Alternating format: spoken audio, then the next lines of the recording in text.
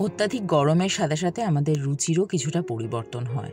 আবার অন্যদিকে গরম যে শুধু একা আসেন তা নয়, উনি আবার নিয়ে আসেন সবজিপাতির দিক থেকে সীমাবদ্ধতা, লাইক হাতে গোনা কতগুলো সবজি।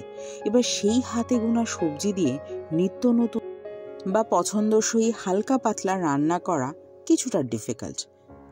তো সেই জটিলতা থেকে কিছুটা মুক্তি পেতে আজকের এই রান্না। এনিওয়ে, নমস্কার বন্ধুরা, পিঙ্কির আহারের দরবারে আর একটি নতুন পর্বে আপনাদের সকলকে স্বাগত জানাই।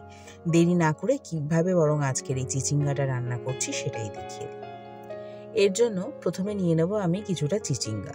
এখানে ধরুন ওই 500 গ্রামের মতো চিচিঙ্গা রয়েছে, যেটাকে যতটা সম্ভব পারবেন কুচিয়ে কাটবেন। যারা নতুন রাঁধুনি তাদের উদ্দেশ্যে একটু বলে দিই, চিচিঙ্গাকে কিন্তু সবসময় খোসা ছাড়িয়ে ধুয়ে তারপরে কাটতে হয়। আচ্ছা, একটা মিডিয়াম সাইজের আলু নিয়েছি, সেটাকেও আলু ভাজার মতো কেটে নিয়েছি।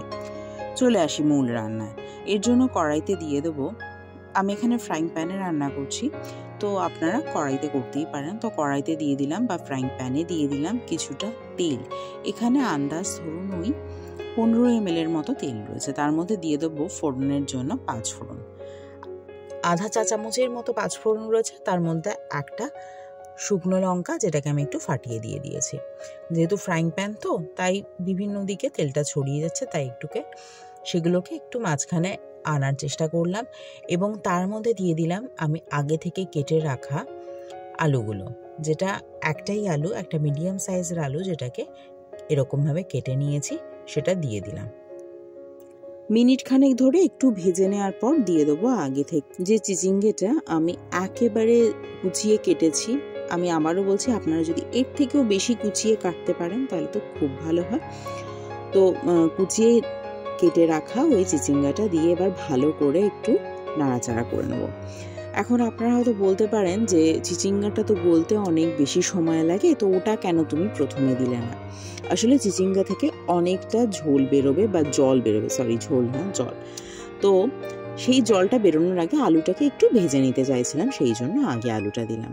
আচ্ছা, জলটা যাতে আরও বেশি পরিমাণে বেরোয় বা রান্নাটাকে এগিয়ে নিয়ে যাওয়ার জন্য প্রথমেই দিয়ে দিলাম আমি স্বাদ অনুযায়ী নুন, আর দিয়ে দেবো পিঞ্চ অফ হলুদ। হলুদটা একেবারেই সামান্য দেবো, আপনারা চাইলে হলুদটা নাও দিতে পারেন, তবে একটু হলুদটা দিলে রঙটা ভালো লাগে।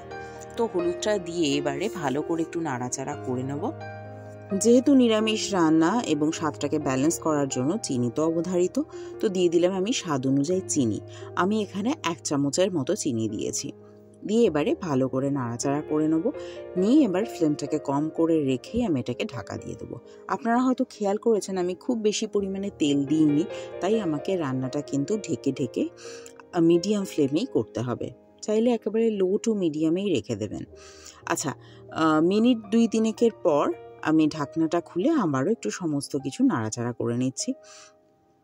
এখন একটু দেখার চেষ্টা করেছি চিচিঙ্গাটা আদৌ গলেছে কিনা। চিচিঙ্গা যদি প্রথম ধরুন বাজার থেকে নিয়ে এলো, প্রথমেই যদি রান্না করেন তাহলে এক, কিন্তু যদি একটু বেশি দিন হয়ে যায় তাহলে কিন্তু কচকচ করে, তো সেটা খেয়াল রাখবেন।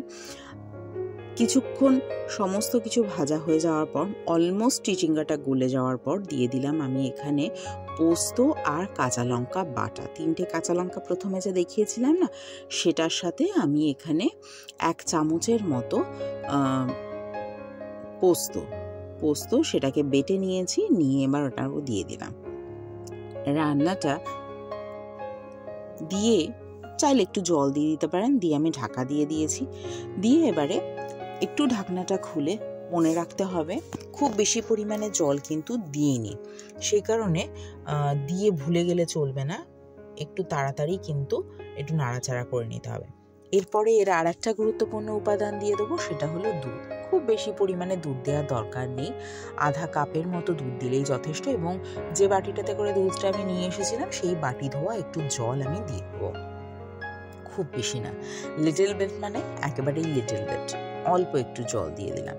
দিয়ে এবারে ভালো করে সমস্ত কিছু নাড়াচাড়া করে নেবো। যেহেতু ফ্রাইং প্যান তো এদিক ওদিক পুরো ঘুরিয়ে ঘুরিয়ে করতে হচ্ছে, যাই হোক সমস্ত কিছু ভালো করে নাড়াচাড়া করে নিয়ে এটাকে আপনা আপনি একটু হতে দেবো ঢাকনাটা বন্ধ করে। মিনিট 2-3 পরে বরং ফিরে আসি। এই যে দেখুন ঝোল অলমোস্ট টেনে গেছে এবং আমার রান্নাটাও কিন্তু অলমোস্ট হয়ে গেছে, মানে চিচিঙ্গা একেবারেই সেদ্ধ হয়ে গেছে। আর আলুটা দেওয়ার জন্য যে একটা মাখো মাখো ব্যাপার থাকে, সেই মাখো মাখো ব্যাপারটা কিন্তু হয়ে যাবে। আপনারা চাইলে আলুটা বাদও দিতে পারেন, তবে আলুটা দিলে বেশ ভালো লাগে টেস্টটা। এনিওয়ে, রান্নাটা কিন্তু আমার একেবারেই শেষ। তবে শেষ করার আগে দিয়ে দেবো অল্প একটু কাঁচা তেল, মানে সর্ষের তেল। সর্ষের তেলের ফ্লেভারটা এর মধ্যে গেলে ভীষণ ভালো লাগবে। আর একটা চেরা কাঁচা লঙ্কা দিয়ে এবার ভালো করে একটু নাড়াচাড়া করে নিই, এটাকে একটু স্ট্যান্ডিং টাইমে দিয়ে দেবো। নেমে গেছে আমার আজকের দারুণ স্বাদের এই চিচিঙ্গে পোস্ত উইথ দুধ। রান্নাটা যদি ভালো লেগে থাকে তাহলে কিন্তু এটা লাইক করতে ভুলবেন না। আর প্লিজ আমার চ্যানেলটিকে সাবস্ক্রাইব করুন এবং পাশে থাকা বেল আইকনে ক্লিক করুন, যাতে নোটিফিকেশনটা সবার আগে আপনার কাছে পৌঁছায়। আর যদি ফেসবুক থেকে দেখেন তাহলে একটা ফলো করে দেবেন। রান্নাটা ভাত বলুন, রুটি বলুন, দুটোর সাথেই অনবদ্য লাগে। তাহলে আজকের মতো আসি, অন্য কোনো দিন অন্য কোনো রান্নাকে সঙ্গে নিয়ে আবার হাজির হব। ভালো থাকবেন সবাই। ভিডিওটি দেখার জন্য ধন্যবাদ।